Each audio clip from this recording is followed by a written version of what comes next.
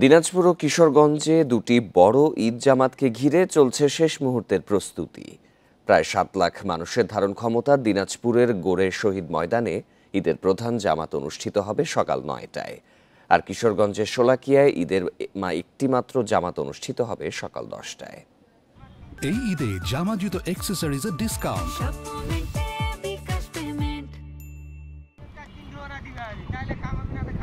দিনাজপুর গোরে শহীদ ময়দানে স্বাধীনতার আগে থেকেই ঈদের জামাত হয়ে আসছে। তবে ২০১৬ সালে এটি দেশের সবচেয়ে বড় ঈদ জামাত হিসেবে পরিচিতি পায়। প্রায় ২৩ একর আয়তনের এ মাঠে ৭ লাখ মুসল্লি ঈদের নামাজ আদায় করতে পারেন। ঈদ জামাতকে ঘিরে মাঠ পরিষ্কার, তোরণ নির্মাণ সহ চলছে নানা কাজ। ঈদ উপলক্ষে আমাদেরকে কাজগুলো খুব সুন্দরভাবে করতে হবে। আমরা যেন দ্রুত গতিতে কাজ হয়, সেই জন্য আমরা পরিশ্রম দিয়ে যাচ্ছি। মোটামুটি আমাদের বাসের কাম ক্লিয়ার হয়েছে। আমাদের এখানে কন্ট্রোল রুম আছে, পুলিশের অ্যাপ থাকে আমাদের এখানে। এবার ঈদ জামাতে নিরাপত্তা নিশ্চিতে মাঠ ঘিরে থাকবে ৩০০ পুলিশ। তবে এবার মুসল্লিদের যাতায়াতের জন্য থাকছে না বিশেষ ট্রেন।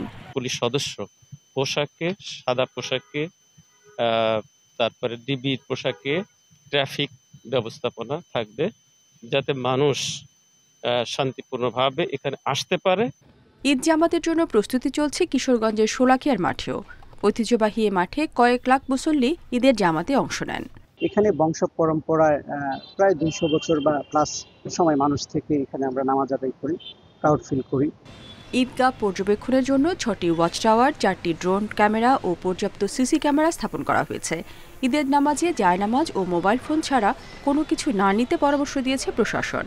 আইন শৃঙ্খলা রক্ষার জন্য বাংলাদেশ পুলিশ তো সার্বক্ষণিক ডিউটি পালন করবেন, তার সাথে র্যাব, বিজিবি, সেনাবাহিনী, আনসার ডিউটি করবে বিভিন্ন পয়েন্টগুলোতে। এবং ম্যাজিস্ট্রেরিয়াল এবং অন্যান্য আইন শৃঙ্খলা পরিস্থিতি নিয়ন্ত্রণের জন্য আমাদের কিন্তু বিজ্ঞ নির্বাহী ম্যাজিস্ট্রেট নিয়োগ দেওয়া হয়েছে।